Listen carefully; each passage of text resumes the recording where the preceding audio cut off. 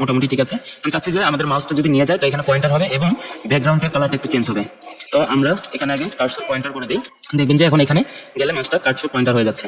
দেন আমরা কি করব যে তোমার মাউস যখন তোমার উপরে যাবে ওভার করবে তখন তোমার ব্যাকগ্রাউন্ড হবে, ব্যাকগ্রাউন্ড কালার হবে ব্লু থেকে একটু ডার্ক ব্লু দিলেই এনাফ, ব্লু হয়ে যাবে। ঠিক আছে, তো এটা দেখেন যে ডিরেক্ট হয়ে যাচ্ছে, তো ভালো দেখা যাচ্ছে না, এর জন্য আমরা এখানে ট্রানজিশন ব্যবহার করব।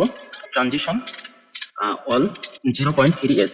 এখন দেখেন যখন মাউসটা নিয়ে যাবো তখন একটু ট্রানজিশন হবে, দেখা যাচ্ছে? হ্যাঁ দেখা যাচ্ছে। তো এখন আমরা চাচ্ছি যে এই যে লিস্ট কন্টেইনার আছে, এক টেক্সট কন্টেইনার নিচে আমরা নিয়েছি লিস্ট কন্টেইনার, তো লিস্ট কন্টেইনারে এখন আমরা ডিজাইন করব। এর জন্য এখানে আমরা লিখবো লিস্ট কন্টেইনার। তো আমরা এক কাজ করি, এখানে তো একটা টাস্ক আছে, আমরা আরেকটা টাস্ক অ্যাড করে দিই। এই যে লিস্ট আছে না, এই লিস্ট ডিপটা আরেকবার কপি করে নিচে দিয়ে দিই। তো কপি করে নিচে দিয়ে এই টাস্ক এখানে 2 নাম্বার টাস্ক দিয়ে দিই, আমাদের 2টা টাস্ক ক্রিয়েট হয়ে গেল।